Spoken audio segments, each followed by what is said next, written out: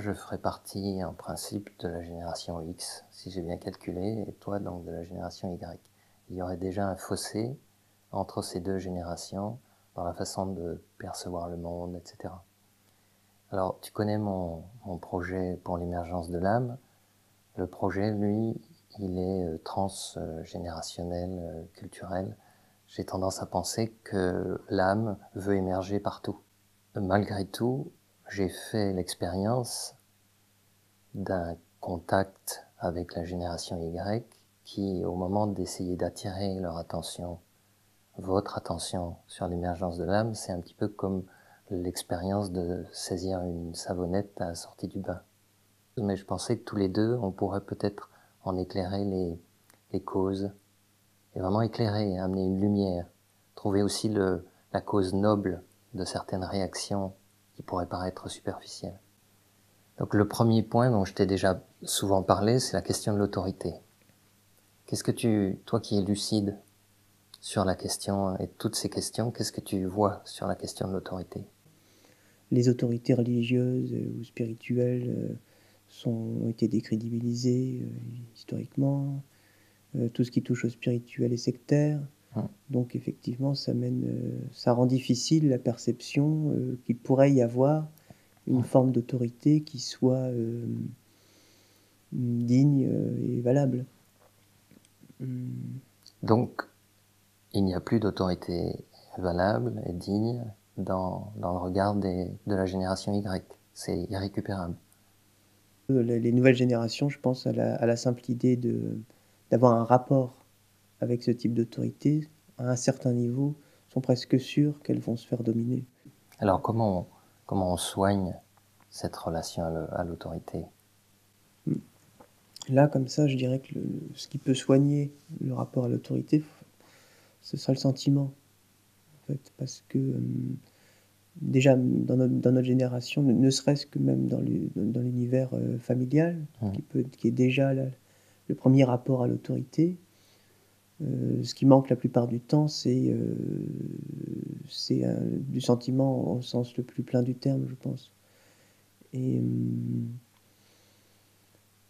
ce qu'il faudrait réussir à déconstruire dans la conscience des générations actuelles, c'est l'idée que justement qu'il n'y a que la compétence qui compte, qui est finalement une idée avec laquelle on nous bassine, c'est le mot qui me vient, on nous bassine beaucoup. On parle beaucoup et de plus en plus actuellement des compétences qu'il faut avoir. Et, Donc toi tu amènes l'amour. oui, là, oui. C'est-à-dire si l'amour était perçu, je pense. au-delà La même des bienveillance, en tout compétences, cas, oui. bienveillance, de l'amour, le monde est chaotique,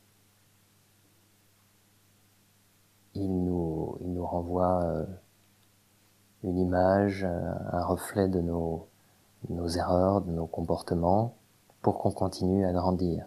Parce que c'est pour ça qu'on est là. On est là pour grandir, avant tout. Avant même de faire grandir l'ensemble, la collectivité ou la société. On doit grandir individuellement. Et cette croissance-là, elle me paraît non seulement essentielle, mais urgente dans le contexte. C'est urgent. Et c'est ce désir de transmettre quelque chose, de franchir des barrages pour transmettre quelque chose qui m'amène à en parler avec toi.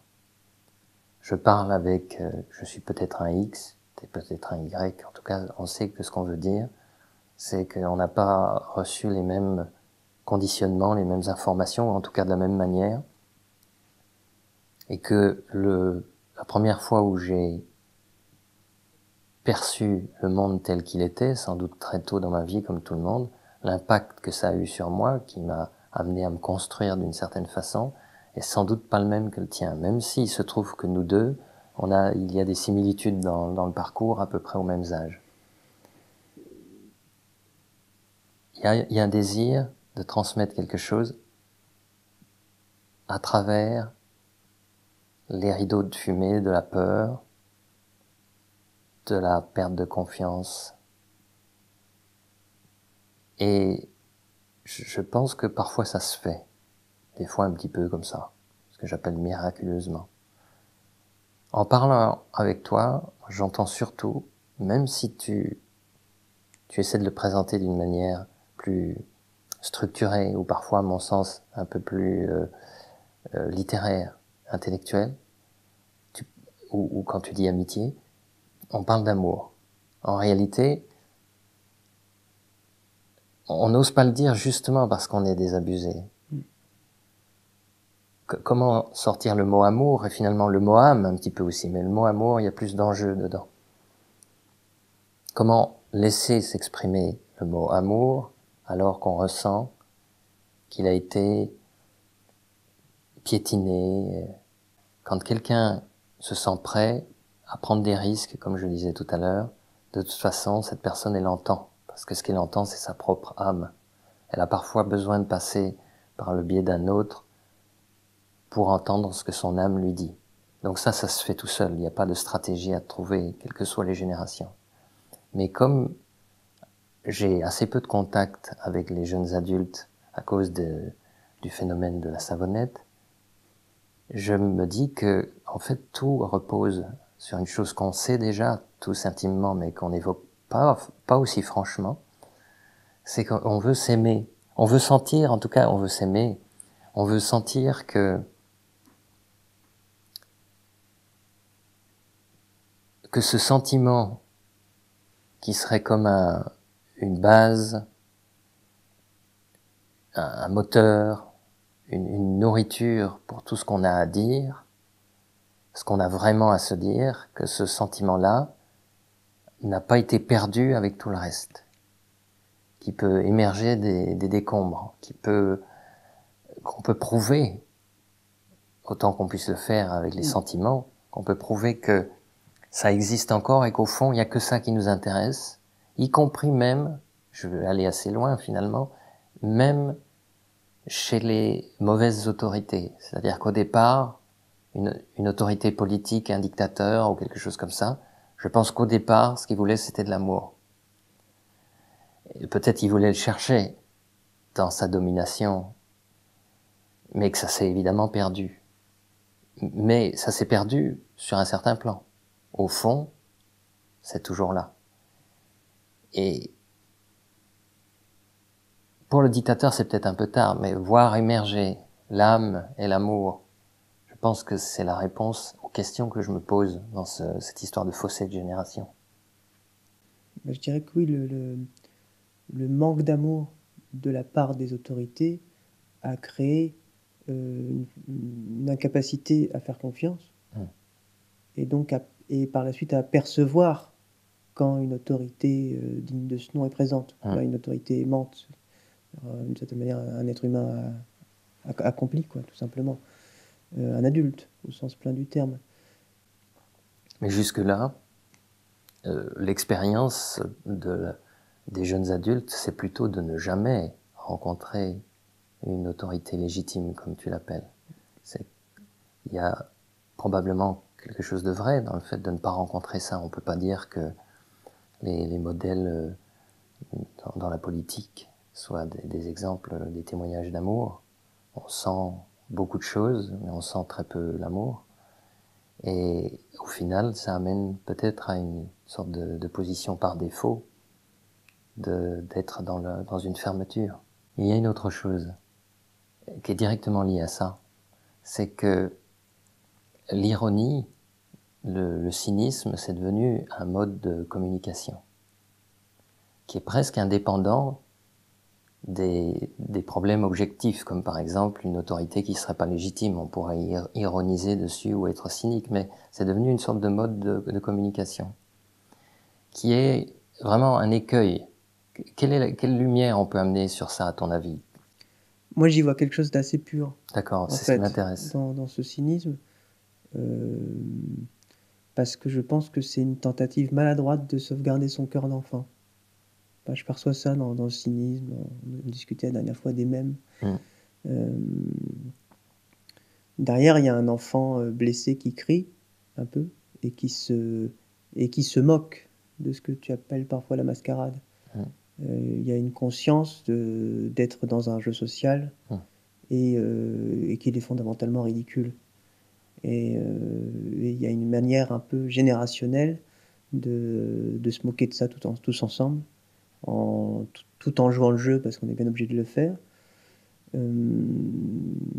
Mais effectivement, ça devient aliénant dans le sens où ça devient une culture. Mmh. Et puisqu'il n'y a pas de proposition, finalement, on s'y enferme, on s'y enterre, et la plupart ne savent pas comment en sortir, finalement. Ne savent plus qu'on peut effectivement, en toute confiance, finalement, exposer Mmh. ce cœur d'enfant.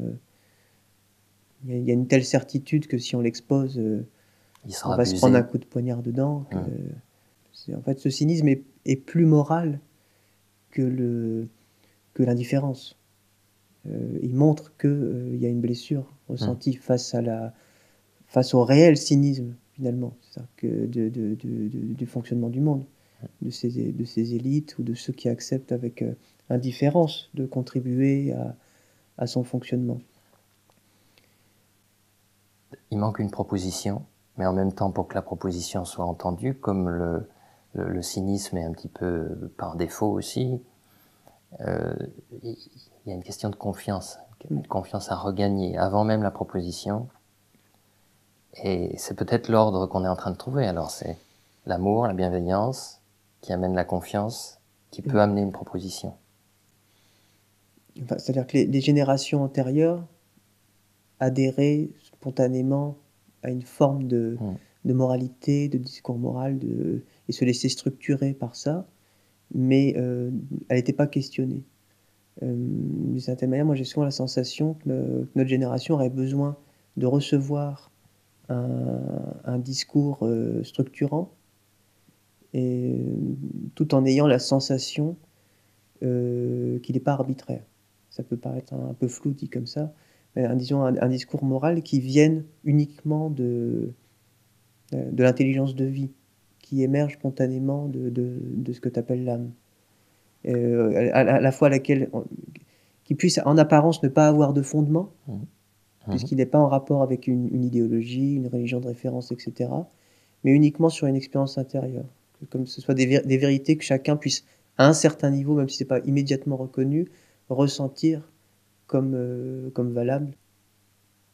L'émergence d'une expérience intérieure qui a ses effets dans la vie quotidienne, dans le comportement, dans les choix, dans les directions.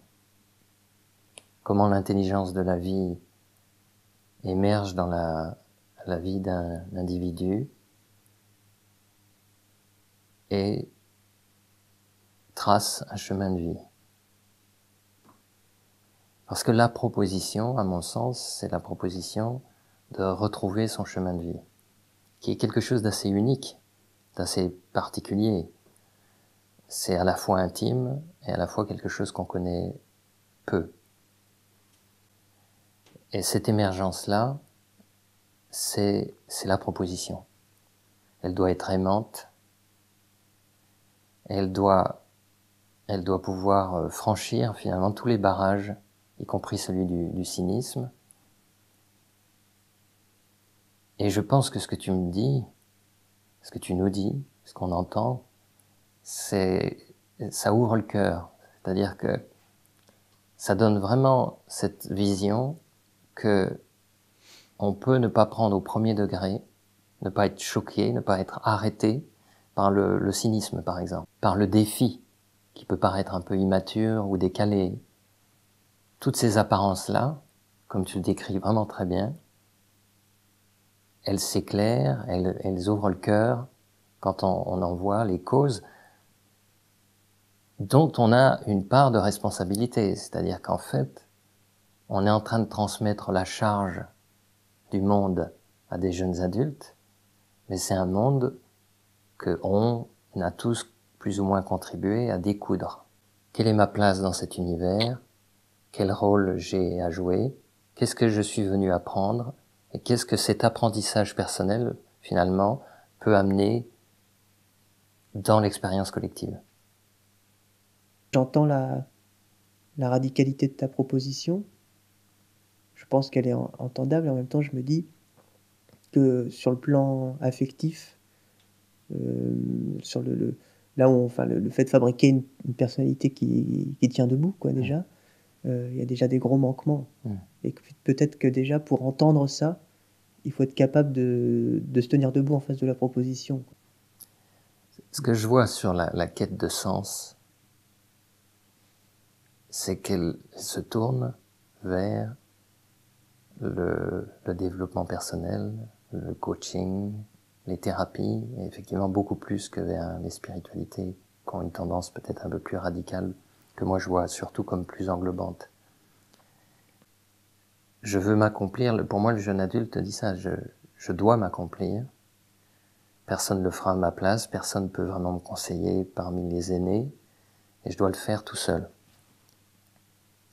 Et je le fais avec des mentors ou des coachs d'un week-end.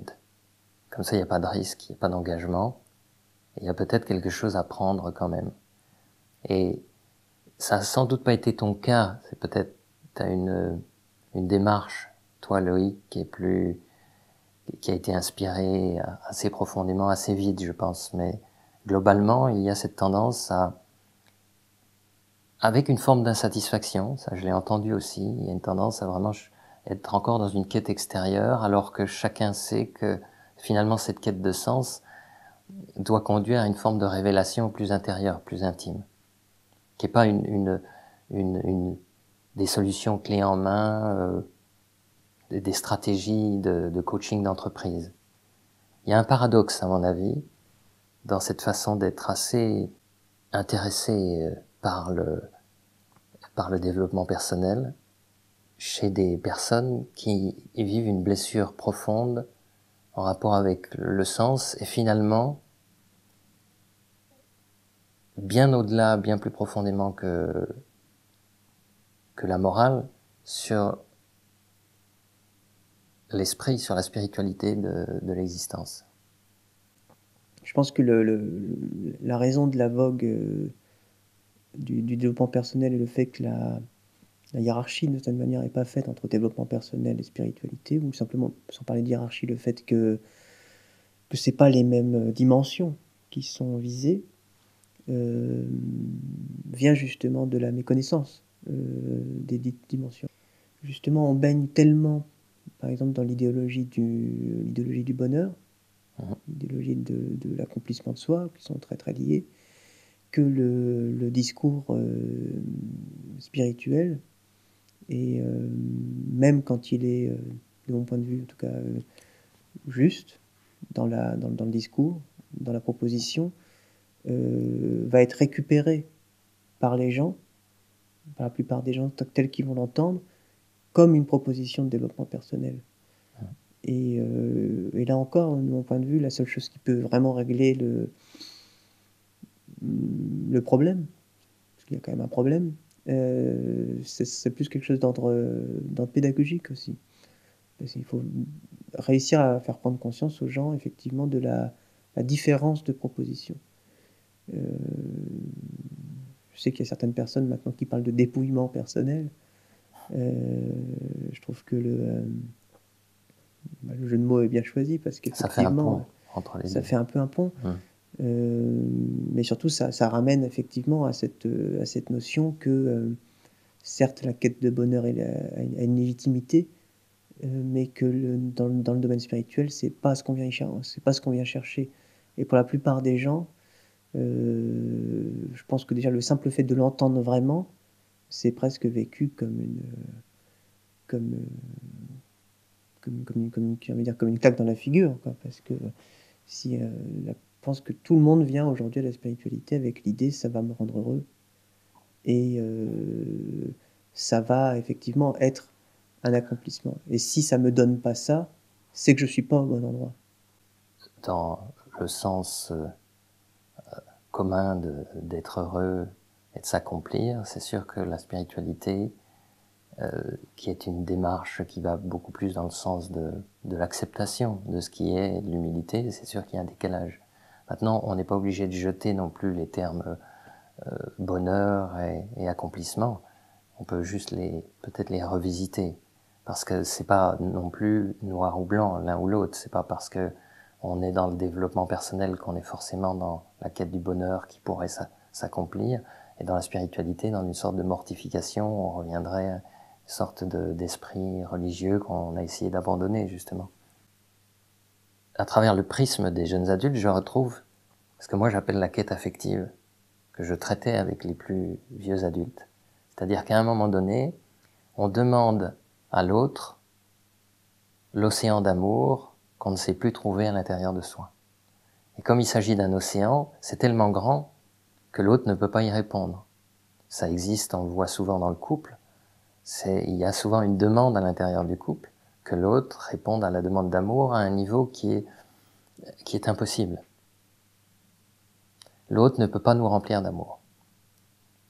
Et en même temps, je ressens que la jeune génération est tellement blessée qu'il faudrait un océan d'amour pour la guérir. Et je vois une impossibilité en même temps que la réponse, tu vois, en même temps que la solution.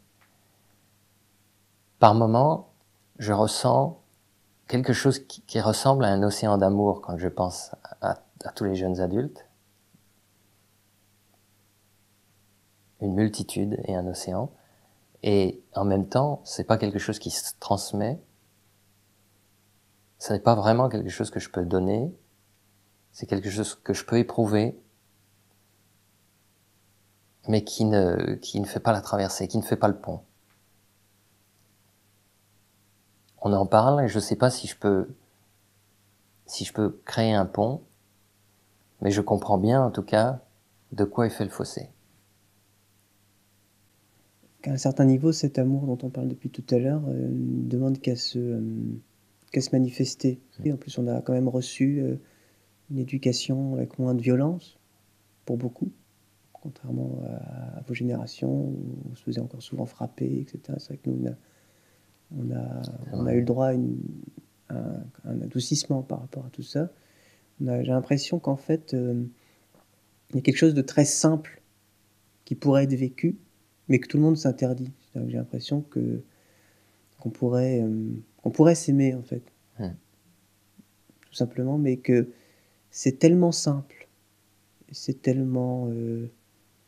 ça demande une telle innocence, une telle simplicité de cœur, que tout le monde s'en empêche, tout simplement, en fait. Et alors, une fois, tu m'avais dit, tu sais, avec les jeunes adultes, Thierry, tu ne pourras pas économiser la question de changer le monde. Et en même temps, ce sont les Y qui sont les plus désabusés dans le monde aujourd'hui. Comment on fait pour être à la fois désabusé et prêt à changer le monde? Une fois qu'est expérimenté certaines relations à la vie intérieure, et qu'il existe ces dimensions du sentiment, ça rentre quasiment immédiatement en friction avec le monde tel qu'il est. Donc, alors à part chez ceux qui vont se marginaliser totalement et ne pas envisager de le transformer, il y en a quelques-uns, mais sinon globalement, j'ai pu voir que ça provoque ce désir de mettre le monde en adéquation avec le sentiment finalement, avec l'existence de cette bonté humaine. Et moi, quand je parle de l'émergence de l'âme, je fais une proposition aux désabusés. Je dis, on est dans un monde sans âme. Où est l'âme? Comment est-ce qu'on ramène l'âme dans le monde? C'est de l'intérieur de chacun. C'est ce qui répond aussi à ce que tu dis, ce qui fait écho à ce que tu dis quand tu parles du fait que on n'attend pas que les autres suivent ou qu'ils fassent quelque chose aussi, on le fait soi-même. Quel monde on créerait si on s'aimait? Ouais, tout simplement, se poser la question comme ça. Moi, je me souviens que je me suis un peu posé cette question-là quand j'avais 16 ans. J'avais souvent des expériences d'amour très très fortes et j'avais des images, des belles réponses quoi, qui me venaient. Et c'était une époque où j'avais beaucoup j'avais souvent, ce dont tu disais tout à l'heure, j'avais souvent cet océan d'amour pour ma génération. Ouais. Et finalement, je crois qu'il est un peu bridé. Et peut-être qu'on est nombreux à le brider. Ouais. Parce que finalement, à qui le donner, comment le donner et qu'en faire, quoi, de tout cet amour sur le moment. Et puis ça paraît, plus l'âge passe, il y a quand même il y a une telle simplicité, une telle naïveté enfin une telle innocence plutôt, dans cet amour, que les gens y croient de moins en moins et qu'on prend l'habitude de, comme tu me le disais finalement, de prendre une allure plus cultivée, enfin d'amoindrir l'élan du sentiment et l'élan d'amour. Et finalement, on s'empêche tous mutuellement de le partager et on empêche le monde aussi dans sa globalité d'être inspiré et nourri par, par l'inspiration que provoque généralement ce sentiment. Est-ce qu'on ne pourrait pas dire que vous pourriez avoir tendance à mettre à distance ce qui va vous toucher par peur d'être trahi? Non, que ce soit totalement trahi, ça, oui. oui. Il y a plus qu'un besoin d'amour, j'ai surtout la sensation qu'il y a un besoin très fort, mais bon, c'est un acte d'amour aussi. Il y a un besoin de validation. Il y a vraiment besoin d'entendre vous avez le droit de vivre ça, quoi, finalement. Parce qu'on a des failles qui sont toutes fondées sur la demande d'amour. Quand je parle de la conscience de la faille, c'est vraiment une sorte d'indication pour dire si on a conscience de notre faille, on peut traverser. Et la conscience de la faille, c'est ce qui nous amène à avancer et même à retrouver son âme. Donc il y a bien quelque chose dans ce que j'appelle les écueils ou dans les failles en général, c'est-à-dire ça fait partie du chemin de vie, ça fait partie du jeu. On est confronté à des choses qui peuvent paraître négatives, comme des produits de traumatisme ou d'erreurs d'éducation, etc. Mais au fond, ça c'est vraiment le regard de la spiritualité qui englobe, c'est au fond, c'est aussi là pour nous faire grandir, pour nous enseigner. Ce désir de faire ce que l'on sent, et en réalité qui revient à faire ce que l'on veut.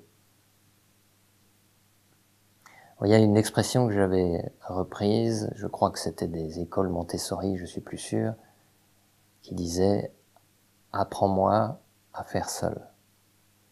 Et dans la formule, il y a les deux. Apprends-moi à faire seul. Parce que l'autonomie est indispensable, chacun doit parcourir son chemin de vie seul, c'est notre responsabilité. Au fond, il y a surtout une solitude. Mais apprends-moi, c'est le préalable. Même dans la phrase, on le place avant. Apprends-moi à faire seul. Je trouve que c'est une belle formule. Et ça veut dire, ultimement, en particulier chez des gens comme toi, c'est écouter pour se faire entendre. Écouter pour savoir transmettre. Écouter l'intelligence de la vie sous différentes formes pour retrouver la capacité à réellement accomplir par soi-même, de sa propre responsabilité et avec son propre courage, ce qu'on est venu accomplir, mais pas d'une façon précipitée, comme une réaction brute à l'autorité. Il y a d'abord eu ce passage, on peut toujours tamiser tout ce qu'on reçoit, mais on est disposé à recevoir avant même de donner. On est disposé à être accompagné avant de faire seul. Ça me paraît tellement naturel. Et donc restaurer ça avec l'amour, avec amour. Dans Apprends-moi, il y a Apprends-moi avec amour pour que je puisse faire seul avec autonomie. Les autorités ayant été décrédibilisées, comme conséquence, il y a beaucoup d'ingratitude. Le fait de ne pas percevoir qu'à travers nos parents et à travers la société dans son ensemble, finalement, il y a un legs qui nous est transmis, il y a pas une course, mais il y a un relais, quoi, qui nous est remis entre les mains et qui nous donne une responsabilité. d'accepter de recevoir et d'accepter d'une certaine manière de se mettre à sa place dans le rythme, de trouver effectivement normal que bon bah là on vient d'arriver, il y a des gens qui ont fait des choses avant, et d'accepter tout simplement d'ouvrir les mains, de recevoir, ce qui n'empêche pas d'avoir un esprit critique d'ailleurs. Et Mais surtout dans la mesure où celui qui transmet a fait son examen de conscience voilà. comme vous le demandez, c'est-à-dire que prise de conscience des erreurs, des abus, du simple dérapage, du fait qu'avoir une autorité, c'est avant tout une responsabilité et qu'il y a une exigence d'amour, et que si elle n'est pas là, de toute façon, on ne peut pas exiger non plus des jeunes générations qu'elles écoutent. C'est clair, les deux viennent ensemble. Et je pense que c'est peut-être ça qui est le plus radical et le plus difficile à entendre Ouais. dans le message spirituel pour notre génération. Ouais. Finalement, c'est ce message qui dépasse, et c'est aussi la différence entre développement personnel et spiritualité, qui dépasse la personne. J'aime beaucoup voir ça, moi, par exemple, dans le milieu politique, les vieux militants, certains qui savent très bien qu'ils ne vont pas voir le monde dont ils ont rêvé quand ils étaient jeunes, mais pour autant qu'ils sont toujours aussi engagés. Là, il y a une dimension qu'on voit rarement dans notre génération, je crois, qui est effectivement on sait très bien qu'on est en train de faire quelque chose dans le seul but de faire tourner la roue et de passer le relais au bout d'un moment. Ouais. Et je crois que ça, c'est une dimension à laquelle notre génération a du mal à s'ouvrir. On ne voit plus le sens de faire tourner la roue, on ne voit plus le sens de recevoir, on ne voit plus le sens de vers quoi on va. Et il n'y a que de ce point de vue, je pense que la question écologique a ramené pas mal de gens dans ce questionnement, en fait, parce que là, il ne s'agit pas de nous, il s'agit justement d'une partie du legs qui nous a été confiée, d'une certaine manière. Et ça, je crois que ça a poussé beaucoup de gens à se demander, bah, qu'est-ce qu'on... ça n'a rien à voir avec nous, c'est quelque chose de très très beau. On ne sait pas trop pourquoi ça nous a été donné, et ça fait des générations que c'est là, et on est en train pardonnez-moi l'expression, mais de le foutre en l'air. Je crois que le monde n'est pas en train de se détruire. Gaïa nous fait un spectacle pour qu'on se réveille. C'est pas tout à fait pareil. C'est ça la magie de la spiritualité, c'est de voir comment le spectacle de nos vies, auquel on est très attaché, qui nous traumatise même, est là pour nous éveiller à quelque chose.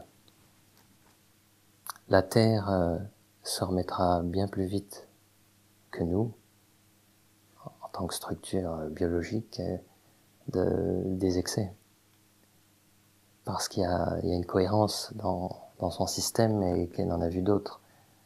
Mais nous, on est là sur un système qui est beaucoup plus fort, beaucoup plus résistant, résilient qu'on ne le croit. On est là pour grandir à travers ce spectacle-là. Le moment où on commence à ne plus être concerné par les sirènes du système, on s'intéresse au chemin de vie. Et dans le chemin de vie, il y a le fait que dans toute chose, il y a un indice de ce qu'on est venu faire, y compris dans le développement personnel, il y a un indice de la spiritualité. Dans la quête affective, il y a un indice de la demande d'amour. Et tout est comme ça. C'est pour ça qu'on le retrouve, je le vois dans les strates, c'est-à-dire que tout ce qu'on fait au niveau le plus superficiel, au niveau mental, au niveau émotionnel, est un écho d'une sorte de murmure de l'âme qu'on retrouve beaucoup plus clairement en profondeur. C'est ça la proposition. C'est ce qui concerne les jeunes adultes comme les plus vieux. Il se trouve que moi, je parle beaucoup plus à des personnes qui ont en moyenne 55-60 ans, et vraiment beaucoup plus. C'est 95% des gens que je rencontre. C'est pour ça que ça m'intéresse d'en parler et de voir comme ça, juste par curiosité, sans forcément un besoin de changer ou de modifier quoi que ce soit, hein. De regarder quels sont les indices à l'intérieur de cette situation aussi. Quel est le clin d'œil de l'intelligence de la vie dans les fossés qu'il y a entre les générations. Mais, moi, j'aurais une question à te poser. Dans les gens qui ne sont pas indifférents à la situation du monde, il y a les gens qui vont s'engager de manière très réactive, et de l'autre, il y a une espèce de discours spirituel un peu consensuel qui va consister à dire et à uniquement dire change-toi d'abord, le monde changera de lui-même. Je peux pas vraiment nuancer ça. J'ai l'impression que quand tu poses la question, tu te dis que c'est consensuel, donc il doit manquer quelque chose. La transformation, je l'ai vue dans l'autre sens, si tu veux. Je peux pas garantir, dans la mesure où la transformation intérieure dont je parle, c'est-à-dire l'émergence de l'âme, n'est pas encore assez répandue pour démontrer que ma vision, que ça va changer le monde de façon comme effet secondaire, parce que c'est pas le premier désir, que ça, le fait de laisser son âme émerger, exister et devenir une réalité vivante dans l'incarnation, de façon visible, de façon donc incarnée, ce mouvement intérieur-là, quand il est absent, tous les projets, même les plus intelligents, s'effondrent. Généralement à travers le conflit d'ego, etc. Des questions de profit, des questions d'ego. C'est-à-dire que l'intelligence, les indices de l'intelligence de la vie dans tous les projets sont écrasés par l'absence d'âme. Et donc le changement en question, peut-être c'est la seule nuance que je peux faire, c'est-à-dire quand c'est abstrait de dire à quelqu'un change-toi toi-même. Parce que qu'est-ce que ça veut dire? Moi je parle d'émergence de l'âme en disant c'est pas tellement qu'on se change. Si on croyait être un être mental émotionnel, le fait de redevenir une âme, c'est une façon de changer si on veut. Mais en réalité, c'est pas un changement, c'est une émergence de quelque chose qui est déjà là. On est avant tout une âme et on se prend pour quelqu'un qui pense et qui a des émotions. On se vit comme un être, on se définit comme un être mental émotionnel. Donc la transformation, c'est je suis une âme qui vient revitaliser, irriguer toutes les autres strates de l'être. Et de cette façon-là, je peux aimer, le fondement dont on parlait tout à l'heure. De cette façon-là, je peux construire, je peux faire des ponts avec les autres, et les autres peuvent franchir le pont que je viens de créer avec eux, parce que ça peut pas être que unidirectionnel. Donc cette transformation-là, elle est fondamentale, elle est préalable à toute transformation matérielle extérieure.